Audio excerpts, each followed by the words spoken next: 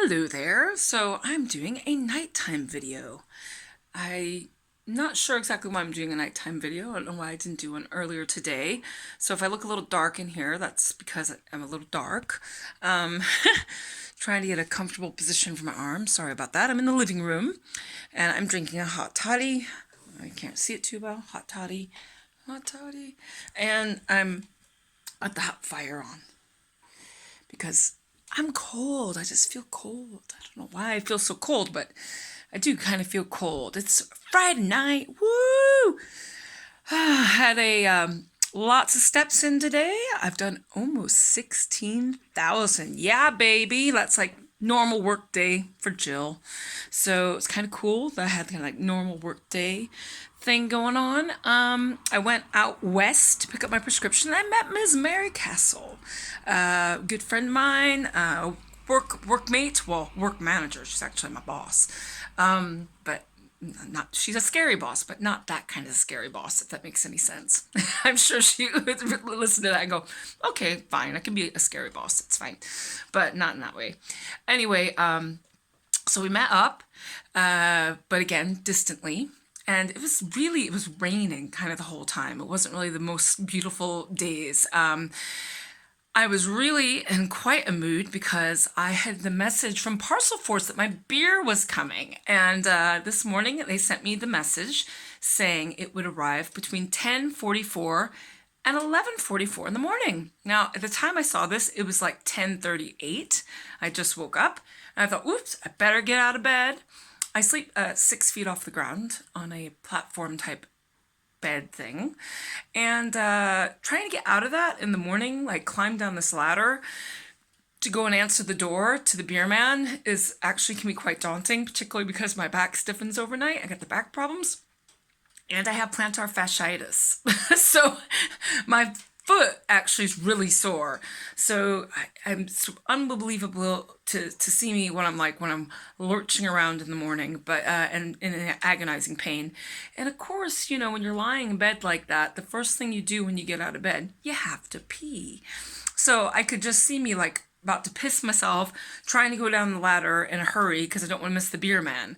So I thought, just get up. Yeah, it's going to be coming soon. It's that time of the morning. It's a good time to get up.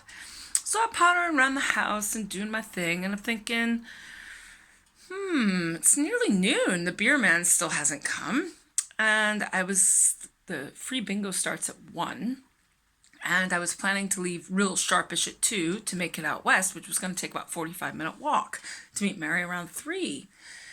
And so I was kind of waiting because I didn't want to get in the shower and have the beer man come because then, you know, I live alone, so I was going to let the guy in. Didn't want him to leave without my beer. Of course, if I had been thinking clearly, I would have maybe remembered that, in fact, everybody in the building's at home right now.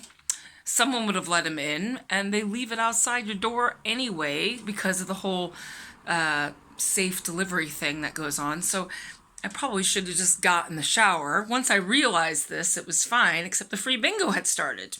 And because the free bingo had started, if I'm not there to claim my free tickets, I won't get my free tickets. So it was kind of a pain in the butt. Didn't think I was going to make it. When I left the house, sharpish past 2, in fact, the beer man still had not come. Now, I'd like to know why Parcel Force would tell you that they're going to be there between this time and that time. And it was 10:44 and 11:44, that hour window, and it was to the minute. Why bother telling you that when you're not going to be there at that time at all? Not anywhere near it. Apparently, they left the package here at 2:40. That's what they said. They left it with my neighbor at 2:40. I wasn't here, obviously, but that's what the message said. So, anyway, kind of put me off my stride. I wasn't sure I was going to see Mary. And then as I started walking there, it was actually kind of this annoying, misty kind of rain. It's kind of common to have that in Glasgow pretty much every day. But it's not really pleasant to walk for 45 minutes in it and then 45 minutes back. So it was okay. I didn't actually get soaked or anything. I didn't have an umbrella. I just had a hat on. That's Glasgow for you. You can walk in the rain for an hour and a half and you come back and you're not even really damp. So strange but true. Anyway, it was nice to see Mary, and we went up. It turns out she kind of grew up on the street that I met her on Highland Street. And so she's like, that's the house I grew up in. That's my old bedroom windows. It was really funny because she knew exactly who my doctor was because it was totally the area she grew up in. Absolutely. And he's been my doctor for, I think, about 27 years. That's when I moved. I didn't want to change doctors. And so he said he looked the other way on this. I wasn't really hugely far out of his catchment area, but probably technically he shouldn't be my doctor. Anyway, I got the prescription. I didn't get the suppositories I asked for my piles, but I got everything else, which is fine. And then we visited Anne, who is basically family, Mary's family. I mean, it's a family friend, but again, somebody she's known for such a long time. It was family, so it was nice to chat with Anne and make a new friend today. Then we went back and caught up a little gossip and stuff. And then I made my way back into town and went by the Sainsbury's, the one where I picked up my Argos shopping the other day in the middle of the city. And really nice and dead in there. There was no queue to get in there. Found lots of good stuff to snack on too.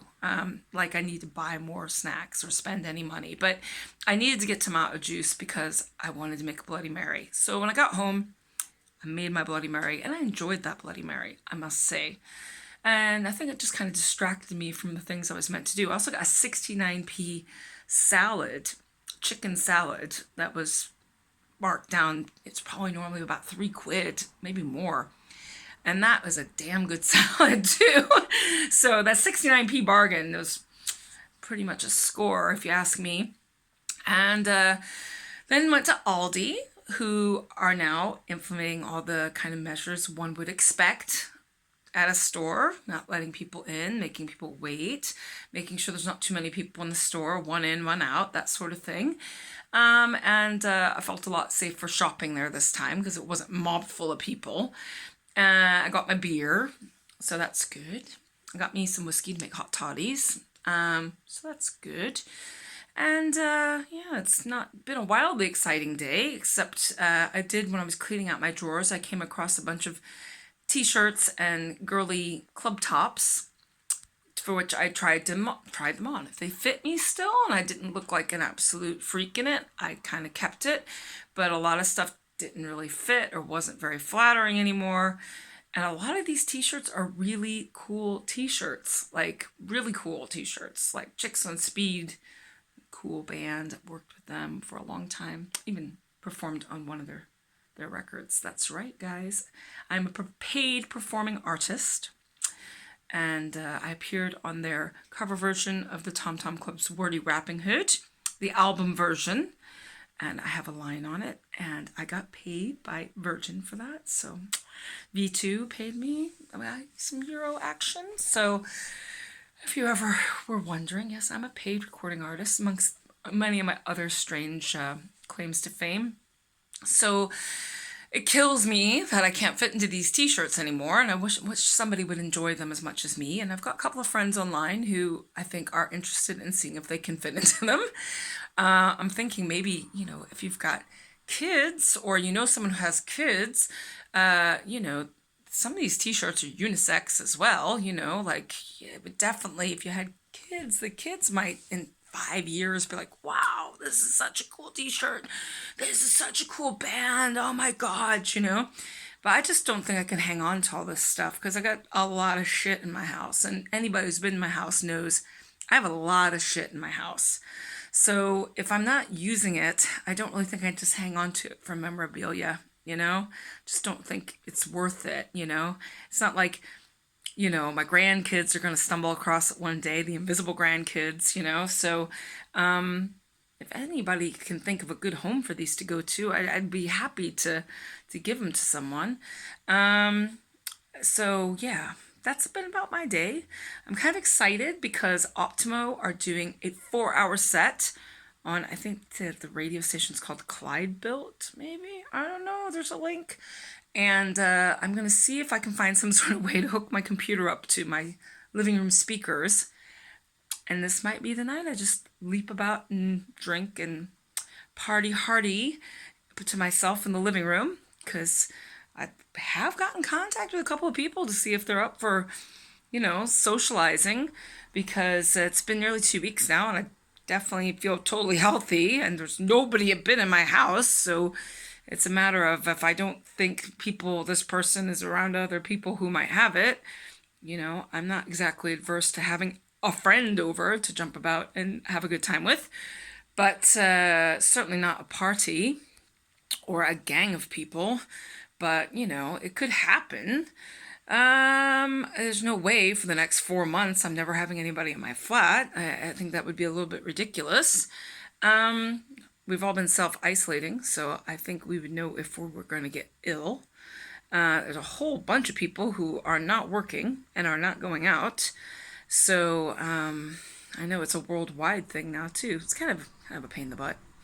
I don't think it's going to end anytime soon. I've been reading so many comments from people who are in other countries that seem to think like another couple of weeks everything will be over.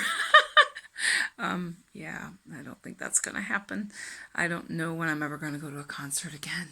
I don't know when I'm ever going to be on a plane again. I don't know if I ever will be. I just don't know. Anyway, so hot toddy time. This has been a long one. Yeah, wash your hands, stay the fuck away from me, and don't touch anything.